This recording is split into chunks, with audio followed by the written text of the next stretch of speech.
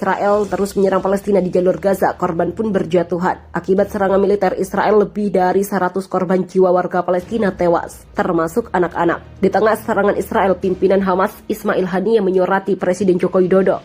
Pada Selasa 18 Mei, diketahui dalam suratnya Haniyeh menjelaskan kepada Presiden Jokowi soal eskalasi kekerasan Israel di Palestina. Haniyeh meminta bantuan supaya Indonesia menggalang dukungan global untuk melawan penduduk Israel. Kami meminta Anda untuk bertindak segera dan untuk memobilisasi dukungan Arab, Islam, dan internasional untuk mengambil posisi yang jelas dan tegas untuk mewajibkan penduduk segera mengakhiri agresi dan teror yang dilakukan oleh penduduk Israel terhadap jalur Gaza yang terkepung. Begitulah tulisannya dalam suratnya. Dilansir Anadolu Agency, pimpinan Hamas ini mendorong akhirnya kekerasan penduduk Israel di Yerusalem. Haniyeh menyoroti ancaman penggusuran warga Palestina di Syejara, dikriminalisasi rasial hingga yudisasi. Indonesia diharapkan Haniyeh pun mampu menyatukan dukungan internasional untuk meminta Israel mundur dari Al-Aqsa. Semoga Tuhan menjaga dan mengaruniakan kesuksesan dan untuk persaudaraan Indonesia kemajuan lebih lanjut. Begitulah kata Haniyeh. Ini bukan kali pertama pimpinan Hamas itu surati Presiden Jokowi. Pada 10 Mei lalu, Haniyeh meminta Jokowi mencari dukungan dan meminta umat Islam bersatu melawan kekerasan Israel selama Ramadan. Update korban serangan udara di Gaza. Hingga Rabu, jet tempur Israel terus menghantam jalur Gaza. Bangunan pemukiman hancur dan 4 warga Palestina, termasuk seorang jurnalis, meninggal dunia. Serangan terbaru ini terjadi setelah Hamas meluncurkan lebih banyak roket ke wilayah Israel Selatan. Namun tidak ada korban jiwa. Berdasarkan laporan Al Jazeera, pada Rabu sedikit 219 termasuk 63 anak-anak Palestina meninggal dunia sejak awal penyerangan Israel pada 10 Mei lalu. Sekitar 1.500 warga Palestina menderita luka-luka. Di sisi lain, 12 warga Israel tewas termasuk 2 anak dan 300 orang terluka. Di hari ke-10 krisis ini, seruan gencatan senjata antara Israel dan Hamas belum membuahkan hasil. Amerika Serikat memblokir PBB untuk melakukan pernyataan bersama di akhirnya konflik. Sementara itu, Prancis bekerja sama dengan Israel, Mesir, dan Yordania untuk resolusi gencatan senjata. Times of Israel pada Selasa melaporkan bahwa militer Israel menjatuhkan 122 bom di Gaza selama 25 menit. Bom itu ditargetkan untuk jaringan terowongan bawah tanah Hamas di Gaza. Menurut jubir militer Hindai Silberman, ketegangan Israel dan Palestina ini diawali dari beberapa insiden di Yerusalem Timur selama bulan suci Ramadan. Gaza yang dikuasai Hamas bereaksi karena serangan Israel terhadap jamaah salat di Masjid Al-Aqsa dan ancaman penggusuran warga Palestina di Syejara. Sejarah Perang Israel-Palestina. Saling serang antara Israel dan Palestina hingga kini masih terus berlangsung.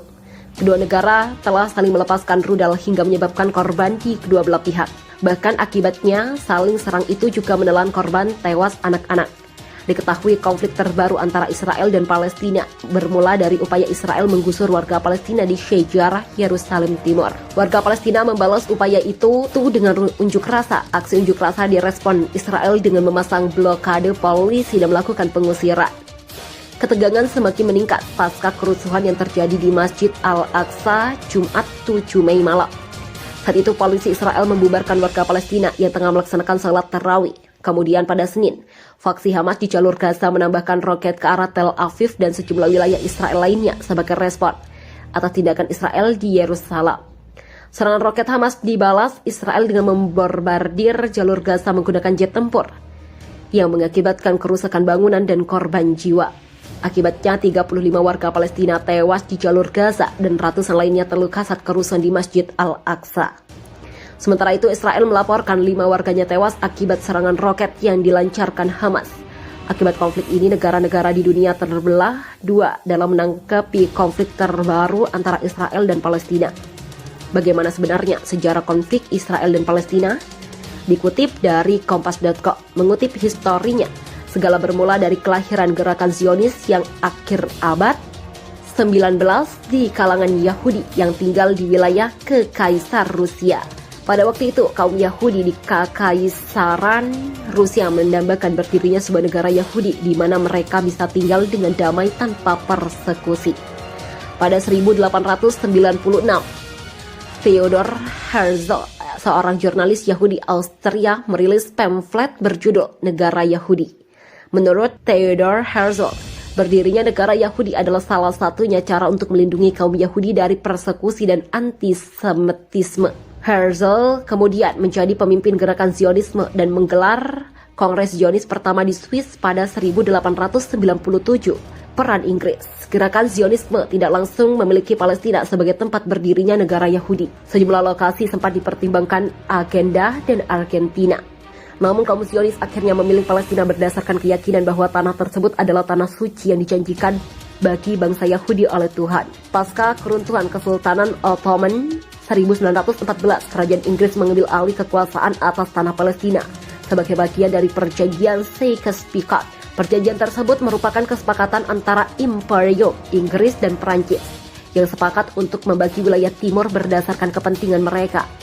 Pada 1917, sebelum dimulainya mandat Inggris atas Palestina, Inggris mengeluarkan deklarasi Balfour. Melalui deklarasi tersebut, Inggris berjanji akan memberikan sebuah rumah bagi kaum Yahudi di tanah Palestina mulai 1919. Dengan dibantu Inggris, gelombang demi gelombang imigrasi Yahudi mulai memasuki tanah Palestina. Antara 1922 dan 1935, populasi Yahudi di Palestina meningkat dari semula 9% menjadi 27% dari total populasi. Sebelumnya pada 1880 sudah ada komunitas Yahudi yang tinggal di Palestina.